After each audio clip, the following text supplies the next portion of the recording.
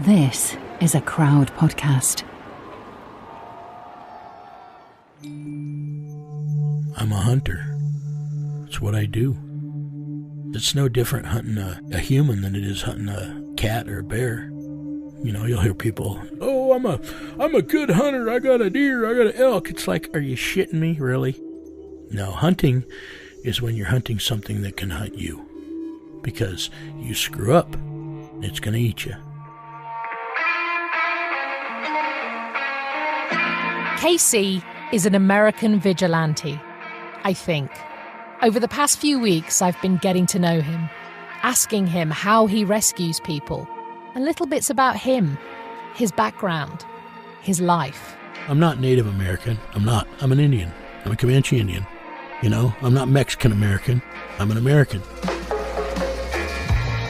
The thing is, I'm not sure if I trust him. What I do know is Casey is a raconteur, a details man. I also think he's beginning to trust me. Hey, you know what, Sam? I'm not lying. I'd take you with me on a job. I've just had another chat with him. Not about stories or missions this time. About him. About how he almost became a cop. About how he was in the armed forces. And why he does what he does. Ooh, let's do this. This is going to be good. So why are you talking to me? You know, watching a child cling to its parents after it's been taken away, I can't even express that to you. You know, these are feelings that you can't ever take away from me. And you'll never convince me that they're wrong. So, why am I here? I'm here because I think that by telling our story finally, I think that there's going to be people out there that are going to realize that there's people like me and my team that will hunt you down and make you stand before God for what you did. I'm Sam Walker, and this is American Vigilante, Episode 3, Origins. Test. 1, 2, 3. A, B, C, D, E, F, G. Bomb, ba, ba, bomb, ba, bomb, ba, bomb, bomb, ba, ba, bang, ba, bang. Today, Casey's in a playful mood. You better look out. I'm never figuring out how to figure this shit out. This is our sound check that you're listening in on here. We do one before every recording. How's that? Is that more purtiful? It's a little bit wonky. Well, you're telling me that the sound can't go around that little eighth of an inch, Mr. Wonky? The small talk can be about anything, like how measurements are different here in the US. There's two types of people in this world, right? There's people that put the man on the moon and people that use the metric system. I quite like the whole miles thing, though. I never really understand what a kilometre is. It's 3.2 miles to 5 kilometers. I had to learn metrics because whenever I, was learning shooting and stuff, you use meters. So, I had to learn that. And just before we get going properly, a conversation about baking and eating. Baking? No. I mean, I'd be too good at it, and I'd probably weigh like 800 pounds. When it comes to cinnamon rolls, man, those are just I've evil, got those for and breakfast tomorrow. I mean, those things, you might as well just lick them and stick them on your ass because that's where they're going. Yeah, this is very true. Right, okay. So where did you learn how to do what you do? I'm a hunter. It's what I do. I don't know. I like to hunt. I love being inside things' heads. It's no different hunting a human than it is hunting a cat or a bear. I mean, people brag. You'll hear people. There's I'm a good hunter. I got a deer. I got an elk. It's like, are you shitting me, really? I mean, come on. That animal gets horny one time a year. One time a year. And all it wants is sex. So all you've got to do is sit around and wait for a doe. And some horny buck's going to come along and you're going to shoot it. And you think you're a hunter? Give me a goddamn break. Right? No, hunting is when you're hunting something that can hunt you. Because you screw up and it's going to eat you. We all have teachers. We all have mentors. Who taught you? Did you have a mentor? Did you have a teacher? My childhood hero. I read a book when I was a young boy. It's called Lord Grizzly. It's based on a true story. It's about Hugh Glass. He was a mountain man. Tore apart and left for dead by a grizzly bear, and they made a movie about it. Leonardo DiCaprio. It was called Revenant. Right. I remember when that movie came out, I was really disappointed. I was like, God, Leonardo DiCaprio playing my hero. But you know what? I watched that movie, and he did an incredible job. But that has been my lifelong hero. And I don't know. I just kind of grew up in loving the outdoors, and I'm fascinated by animal tracks, and I've always been fascinated by human psyche. And I mean, I'm not the best at it, but I try to be the best at it when I'm working. What were your hopes and dreams when you were a young man? What did you want to do when you went out into the world? I wanted to be a professional race car driver. I love to go fast. Was it ever an option for you? Did you pursue it? Were you able to? I did some minor racing, but no, I never pursued it. My size isn't exactly conductive to getting in and out of race cars. You said that when you told your mum what you do, she kind of shrugged and smiled and said, yeah, I knew you'd do something like that. Do you think she's proud of you? She's very proud of me. Actually, she told me so. She told me that she knew that there's a lot of people in this world that needed help, that either didn't have the money or nobody believed in them. And she said that she knew that I helped them. She said she might not have known exactly how I helped them, but she said she knew I did. How do you think she's going to react when she hears this? She's going to cry a lot. She'll love the story. She's never heard any of them. I mean, I've never talked to my mom about any of this stuff. Tell me a bit about her. What sort of woman is she? She's the most incredible woman in the world. I mean, she never gave up on me. I was an incredibly weak child, to the point that I almost died for the first 2 years of my life. I survived on iced tea and Jell-O water for 4 years. I was allergic to milk, all milk, or breast milk, goat's milk, cow's milk. You might say my mother really had to go the extra mile with me, and I had a big family, and I was the only one that was like that. She put probably as much time into me as she did all the other kids put together. I dedicate this entire thing to her. You said she never gave up on you, and I'm hearing in that you're not just referring to when you were a really sick baby. Did you make choices in your life that weren't great choices early on? Well, who doesn't? But if you're asking about drugs or something, no, I've never done a drug in my life, to be honest with you, and I've rarely drank. I mean, my mom came to every one of my football games and wrestling matches and all those things, and I sucked. I mean, I was a kid that when other kids got to face me or saw me, they're like, oh, yeah, all right, we got that guy, you know? But I never quit. And then I hit a point in my life when I finally started growing. I grew like 5 inches and gained 40 pounds over one summer, over 3 months. And I came back and I was a different guy. And there was a bully at school that from the time I was in the 7th grade used to pick on me.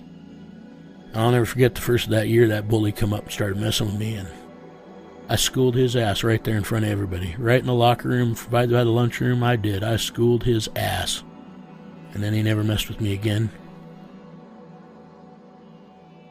So you left high school. Then what happened? I ended up getting a job doing commercial fishing. And one day my little sister come home. And she was not just crying, she was like freaked out and scared. My little sister wasn't like that. My little sister was strong, like really. She was fit, strong, always happy. And she'd been pulled over by a cop, and he'd gotten a little too friendly with her. And my sister had a very, very fast hot rod car that my brother had built for her. She was so scared that she ended up taking off, left the cop on the side of the road, and he still had her ID. And I found this out, and I went hunting that son of a bitch, and I found him. I did. And I beat that son of a bitch. I beat him bad. After what I did, he ended up losing his job. He didn't go to jail, but he lost his job. And he was hospitalized for a little while that I know of. But what happened to you? Well, when they took me in front of him, they couldn't positive ID me because his face was so swollen and beat up he couldn't get a positive ID on me. Plus, I'd cut all my hair off and shaved off my beard, so I didn't exactly look like the same monster that had attacked him. So I was offered options so that I wouldn't have to go to jail. But the judge asked me what I was doing with my life and gave me an opportunity to join the military. Was that an easy decision for you?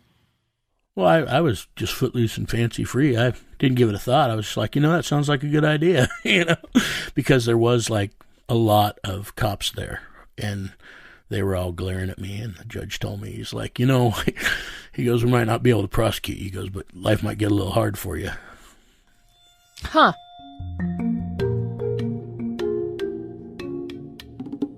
So you joined the military. We're not going to talk about the military, my dear. I don't want details. I know you don't want to tell me where you went or where you were stationed or which division you were in or anything. But what I really want to know from you is, how did you feel about yourself during this time? I don't know. I don't even know how to answer that.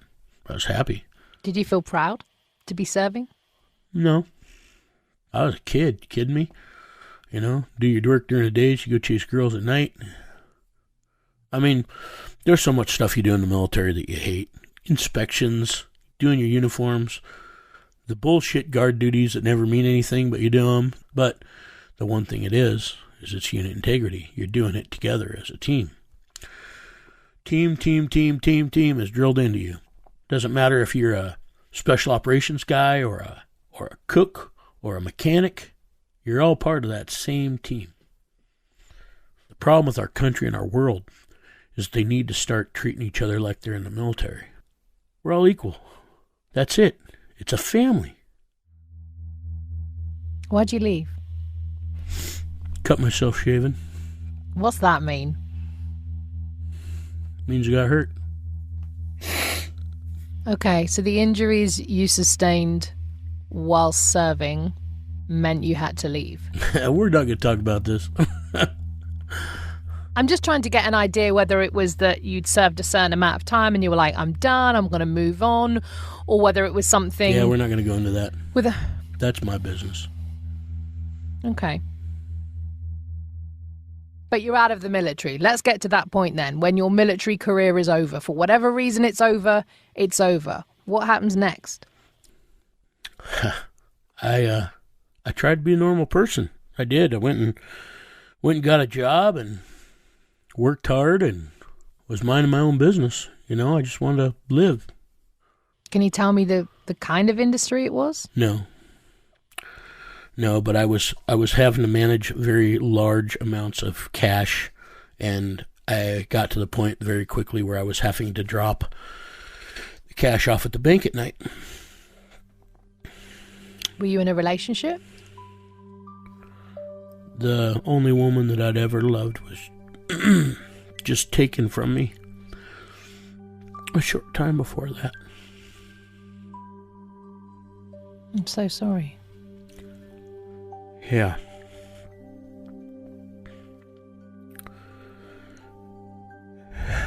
So I was just looking for peace. Was she sick or was it something? She was incredible, man. I was with her for years and, we never had an argument. She did gymnastics for years, so she was incredibly fit. She was so little. Tiny. And I was like this beast compared to her. But anyway, she was taken from me and I got that job and I was doing a night delivery one night with the money. I was walking down a sidewalk and all of a sudden there was 3 guys. One was leaning against a wall smoking a cigarette. The other 2 were standing out. As I approached him, one of them asked me if he could have a light. I said, no, I don't smoke, sorry. And as I'm walking through them, they confronted me. One against the wall pulled out a knife, and they told me that they needed the money. And if I didn't give them to them, they were going to kill me. But they were going to teach me a lesson anyway. something in me kind of popped and I exploded. I took him out pretty quick. The guy with the knife, I grabbed his wrist and turned it around on him, and I broke his wrist and separated his clavicle from his shoulder and smacked him up against the wall. The other guy was coming in, I broke his knee. Third guy broke his pelvic bone, broke his knee too. There was 2 cops riding by on a bicycle on the other side of the street. They turned their bikes around, they come back over, and I had the knife, and I was going to kill that guy. I was so pissed off. And those 2 cops just happened to be working very, very close where I was at every day, and they knew me. They'd known me for months. And one of them started chuckling. He goes, "We saw the whole thing." He goes, "Oh my God." And I looked at the other cop, and he goes, "Wow." He goes, "Well, we know your name and how to get hold of you." He goes, "We'll take care of this." He goes, "We'll get your statement tomorrow." And he picked up the bag and he handed it to me. He goes, "You have a good night." But I realized that night that if people were going to cost a man like me, they're going to hurt a lot of people. And I knew that with my knowledge and the training I had and the abilities that I had, that if I chose to not make a difference, then I was just as guilty as somebody that watched things happen. So that's kind of when my life started to turn around. So how did that new life begin? What was the first thing you did? There's a family friend that had been trying to get me to come be a cop for a very long time. So anyway, I went to a police academy. But then something happened at the academy, and I realized that law enforcement wasn't for me. I was at the point of graduation, and I did finish up, but I decided not to pursue it because, that's when you go to a department and whatnot, and I couldn't do that. To be able to curb your own instincts when you know somebody has done something incredibly wrong, or know for a fact that they'd raped or injured or hurt somebody, and to have to put them in handcuffs when you really want to beat the living crap out of them for what they just did, or kill them, and then have to walk them into jail and treat them like a human being, man, that takes incredible constitution, and my hat's off to them. Did you know what you were going to do at that point you quit? No, but the next day something happened in the news that kind of showed me a path. So, maybe I can see it. Maybe it does make a little bit more sense. With all those experiences and beliefs, maybe this is how someone becomes a vigilante. How they're a maverick, how they just can't have a normal job. We're going to put a short break in here, and then he'll tell you the rest of his story.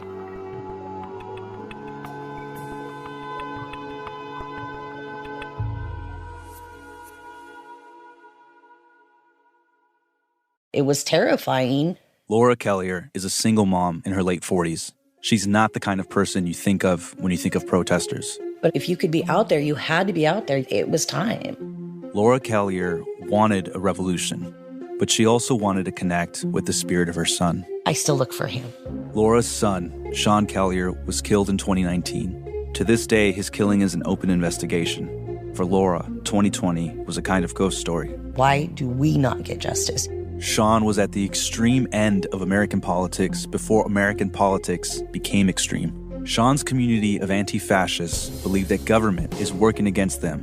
What happened the night Sean was killed? Is the state biased against anti-fascists? Will police really not solve this case because they hated Sean and his politics? I'm Sergio Olmos from Oregon Public Broadcasting and Something Else. This is The Fault Line, Season 2, Dying for a Fight. Available wherever you get your podcasts. So, here we go. Here's what happened to KC. The thing that changed everything. The thing that turned him into, well, KC. I was sitting on the couch. It was in the morning. It was I can't remember. It was some morning show. Anyway, it came on that these 2 guys had been hospitalized and attempting to arrest a guy. And they'd been stabbed and beaten really bad. And they were in the hospital. One was in critical condition, one was still coherent. and that law enforcement was, trying to nail him down. And so I went to the hospital, and I talked to the guys. And I just want to take you back a stage, Casey, because I think this is really critical. A lot of us sit and watch the news, and we sit there and we put our head in our hands and we go, that's terrible, that's awful. Then we go into the kitchen and make popcorn, or we go into the kitchen and make dinner for our families. But you didn't. You watched that, and something, did it light a fire in you? Did you literally get off the couch and get in your car? Well, the guy was a pedophile, but he was an unusual pedophile. He was a pedophile, and he was a big-time drug dealer, and he had a laundry list of really bad stuff. So I got fucking pissed. Something inside me just was like, I can get that motherfucker. I'll find him. I'll get him. And so I did. I went down to the hospital. I talked to the guy. I asked if I could see him, and I just told him, I says, I want to get the son of a bitch that does this to you. And he started laughing at me. And he goes, that guy's a monster, man. He goes, he's way bigger than you. And I said, I don't give a shit. So anyway, he gave me what information he could, and it took me 2 days, and I located the guy. And, I'll never forget that. He was holed up in a house, a big house, and I was trying to figure out how I was going to do this because, the nearest neighbor wasn't that far away. And this is in a big city, too. And the houses are maybe 50 feet apart. So I decided to just go up and boot the door in, which that's not what I do. I'm not that guy. But I was pretty pissed, and I was all amped up, and I was, big balls, no brains, stuff like that. So I did. I snuck up the house, and it's right around, I think, 10, 11 in the morning. And I booted that door, and it flew open, and there's a hallway. And I kid you not, this hallway was 15 feet long. And I'm like, holy shit, because now I got to go down this hallway. That means whatever's on the other side of that door, if it's got a gun, there ain't nowhere for me to go left or right. And I got my 9mm out with me, and all of a sudden, the door at the other end of the hallway flies open. And there is one of the biggest men I've ever seen in my life. And I'm like, holy shit. And he's got a knife in his hand. And I'm looking at him, and I'm like, holy God. Jeez, I don't want to be in the hallway with this guy. He's a freaking monster. He towered over me. The guy had to have been 6'7", 6'8". He was a freaking moose. So I stepped around, I had my gun out, and I said, drop the knife. I said, and if you move, I said, I'm going to empty this gun into you. Well, that Glock, that's a 17-round capacity with the +2 on it. That's 19 rounds. And I would have had to pumped every freaking round into that guy. And he dropped the knife. And I said, now step forward. He took one step forward. I said, step forward again. He took another step. I said, get down on your knees. So he got down on the one knee, and he got down on the other knee. And I told him, now walk toward me. About halfway to the distance, I said, stop. He stopped. I said, this is where it's going to get really weird. And I pulled these zip ties I had in my belt loops out, and I threw them in front of him. Now, mind you, he's on his knees, and now he's probably 7 feet away from me. I said, you reach down with one hand, pick up that zip tie. I said, now use your other hand and make a loop. He did it, made a loop. I said, now put it on one wrist and cinch it down. And he kind of looked at me, and he paused. And I had my gun zeroed right on his face the whole time. I said, now take that other zip tie and put it through there and make a loop. He used his teeth, and he tightened them both down.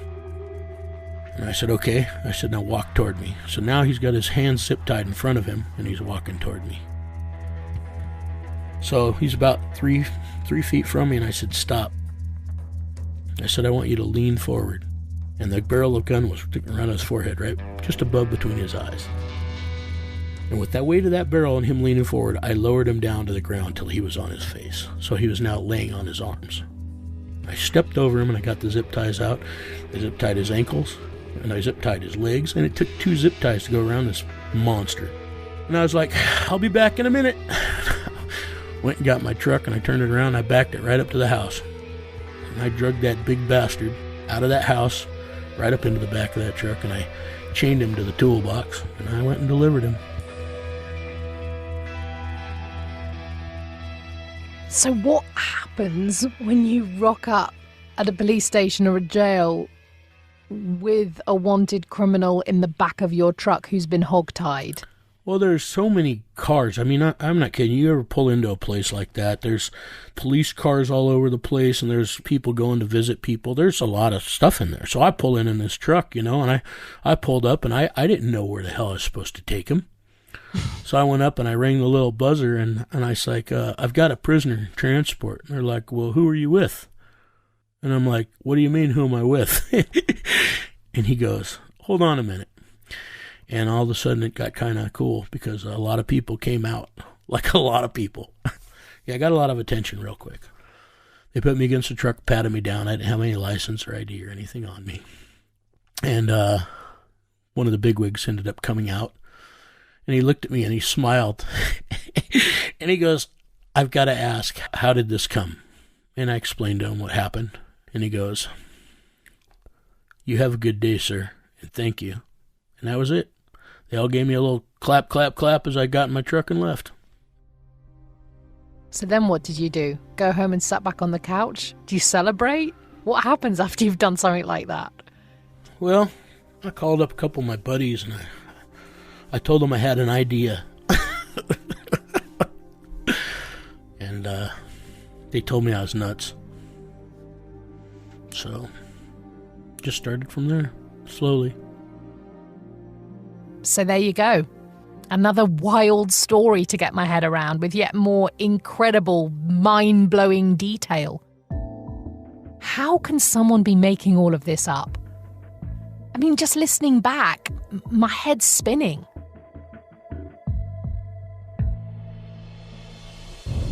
How many places around the world have you worked in? How many countries? 9. How easy is it to move internationally doing what you do? Oh, God, it's hell. Do you go through regular travel corridors? Of course I do. I always abide by the law. Have you been to my neck of the woods? You been to England? Yes, I have. What do you make of it? A little foggy there. A little damp. People are nice. It's really hard moving around. You guys got cameras everywhere. Where'd you go? Oh, I was just there seeing the sights. Is it a recent thing? I'm not going to discuss it, Sam. You're just going to have to live with that, and I'm sorry. I'm just wondering whether we walk past each other in the street, Casey. Oh, no, you would have stopped and gave me a hug. I want to ask you to do something for me. Yes, ma'am. Look, I know you don't want to show your face on video, but will you move to the side of the camera and then will you show me your hand? Yeah, I can do that. I want to see your hand. Okay, yeah, okay.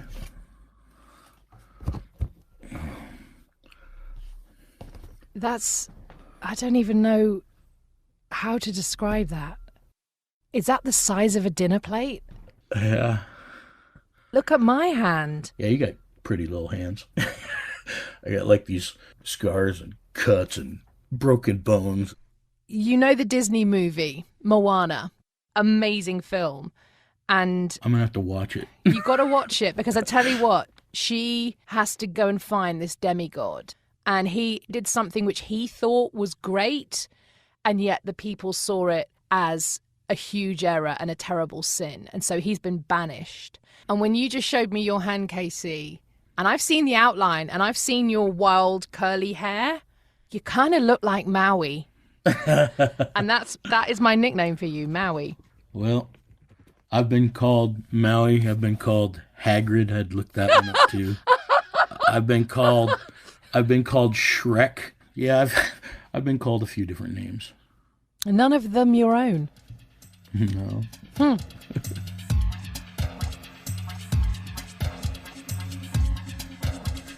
How easy is it for you to trust somebody? Well, first of all, I don't trust anybody. I mean, honestly, I just don't. What if someone came to you, Casey, and said, my sister got raped by this guy. He got off on a technicality. he's walking around free. How do you know that person is telling the truth? Well, there's a lot of things that'll tell you whether or not they could or couldn't be lying or flat are lying. And I listen to them, you know. You can read body language. You can tell how people speak. And if they're good enough to hide all that, I still go and check things out in detail myself. You know, I've been wrong a couple times in my life about people. I really have. And they were very good at what they did, which was being deceptive. What happens when someone breaks your trust? I never forgive them. Trust can be earned.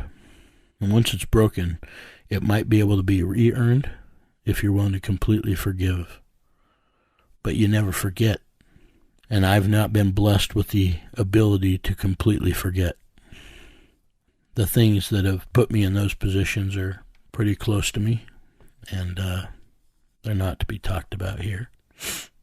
I know that a lot of your family don't really know what you do. They have an idea. Do you trust all of them? No. The thing is the people closest to you are the people that can hurt you the most, because they know the most about you, right? There's a reason that there's not pictures of me all over social media, and there's a reason that there's not. I mean, I've got a Facebook account that I use for work, and none of my closest friends or family even know about it, because everything's able to be tracked. Next, I decide to throw him an easy one. All great teams have a name, right? So what's the name of his team? Well, the old Salt's the oldest member of the team. God, he's 79 or 80 years old now. And we'd come back off a job one day, and it was a pretty rough deal. We'd hit it really good and come out of it on top and come away with some extra funding. And the old Salt was joking. We're at his house having a barbecue, and, you know, Droppy was peeing on his tractor. I remember he was pissed off, and he's like, "You asshole." He goes, "Just because you're the Brotherhood of Vigilance doesn't mean you can go pissing on my tractor." And I looked at him like, "Brotherhood of Vigilance?" He goes, "Well, that's what we are, isn't it?" And we all started laughing and throwing popcorn at him and hot dogs and all kinds of stuff. I mean, he was covered in ketchup and relish when he were done throwing shit at him for saying that. But it's kind of hung on as our handles, been the Brotherhood of Vigilance. Kind of a joke within the team because the old Salt came up with it. What do your team mean to you? We've all got colleagues. These aren't regular colleagues. Well, team comes before a family. And a lot of people are going to call bullshit on that, but it's true. And the reason the team comes first is because without the team, the family's not provided for. Family security's not provided for. Nothing. I mean, if the little Marine called me right now and said, "KC, I need you." He's, more than 1,000 miles away from me, but I'd be there. I'd be there so fast your head would spin. No questions asked. Leave my family, leave my work, leave everything. Because he's team, and he need me. The team's the heartbeat of everything.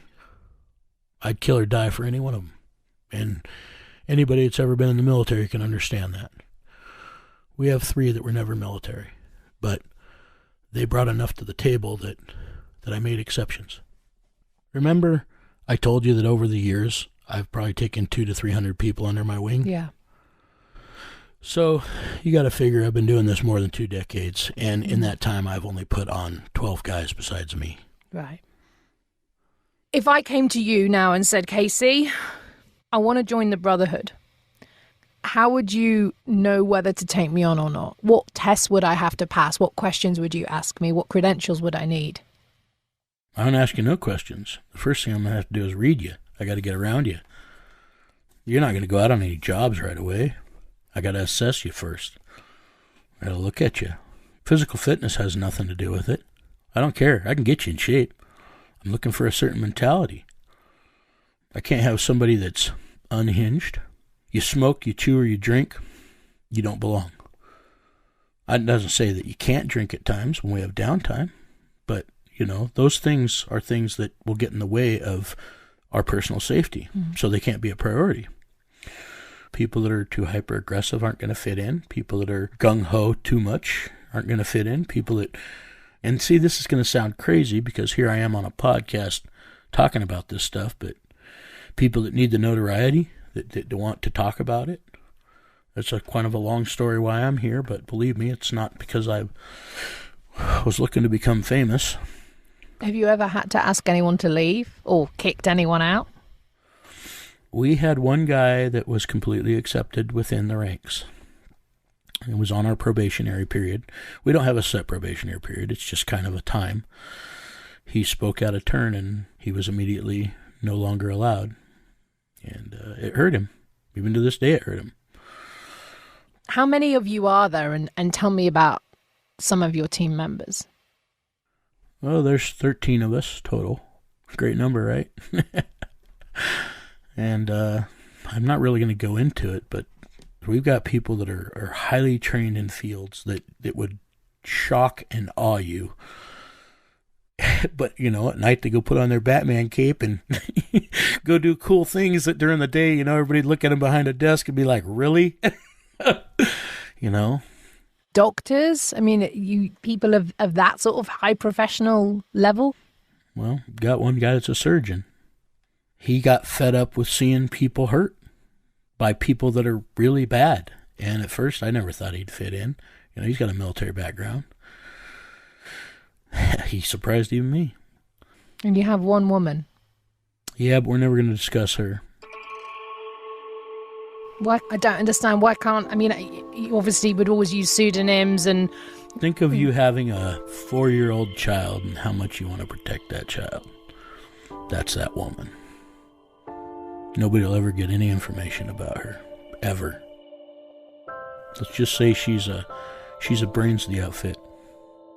She the first woman who's ever been in the team? She's the only one. Do you think she'll be the last? Never know. How did you find her? She found me. Have you had people who wanted to leave? I mean, for whatever reason. What happens then? They can go. But I've never had that happen. It felt like a real sparring match today, exhausting at times. Yeah, he was sometimes frosty, but he's captivated me too, made me laugh and wince and think really hard. I wanted to end on a nice note, but my final point really upset him. After hearing all these stories and all the covert efforts and all the organisation that goes on, it just seemed unreal to me that for so many of them, he doesn't even get paid. So that's what I said to him. And it didn't go down very well. Yes, I do. I do get paid. I get paid really well. Let me tell you, people can call bullshit on me till the cows come home. But when you got a little girl or a little boy or a mom or a dad that you don't even know, and they wrap their arms around you with tears coming out of their eyes and say thank you, that is a bigger payment than you can imagine. And I got no problem going out and shaking the money tree off some fucking shitbag to fund that project. Coming up in our next episode. He'd cut my head pretty good. I mean, I was bleeding down my face and into my beard. And he pulled out this big long knife. And he goes, "You're here to take me back, aren't you?" The thought of physically hurting somebody else, I can't imagine it. Hey, you become a mother bear, Sam. I know enough about you already. There's some grizzly in you, woman, and I see it. She looked at me, you know, on my